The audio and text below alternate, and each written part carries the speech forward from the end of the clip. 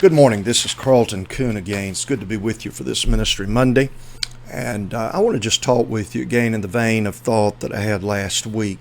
I realize that as pastors and as preachers of the gospel, many of you are bearing a heavy load right now.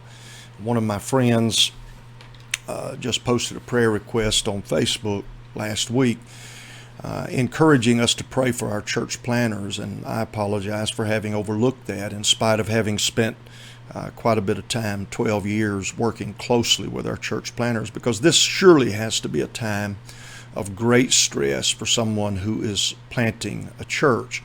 And I have prayed for you. I trust that others have joined in that as well. I want to build you up today. Whenever the people of Israel moved to Egypt, God had a strategy for them, and it was simple. He said, when you get to Egypt, you tell them that you are shepherds. And the reason, Egyptians detested shepherds. But the Lord said, I want you to tell them that you're shepherds.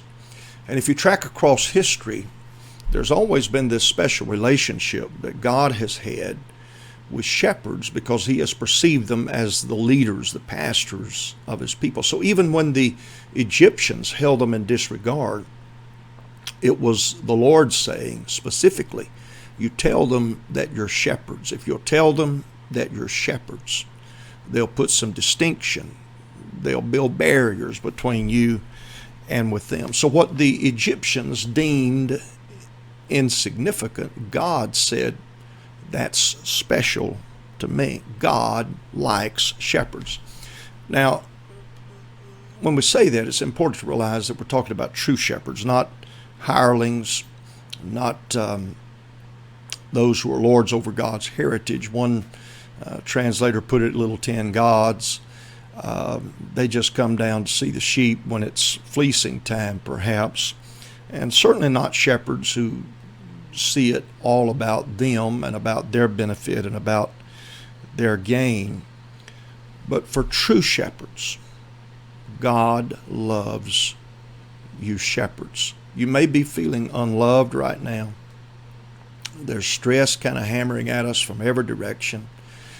In our community, we are now required to wear masks in public. And there are those who are indicting us if we do. There are others indicting us if we have a few people at church who slip theirs off for part of the praise and worship service. It's not unlike Egypt. Egypt would have been a stressful place for the Israelites, in spite of the fact that it provided them nourishment and kept them alive. Still, it was a different place. It was a place of a different level of education. It was a very different culture, a very different religion. And they were under pressure. But God said, add this stress to it. You tell them that you're shepherds, because God loves shepherds. And I just felt to come to you today, in the midst of all that's going on in our world. And there are some of you who are under huge financial duress. There are some of you who your best help has abandoned you during this coronavirus. They've just stepped back and have kind of left you with it. But listen to me. God loves shepherds. Keep on feeding. Keep on leading. Keep on seeking the wandering, and keep healing the hurting. That's what God has commissioned you to do, and he will always love his shepherds.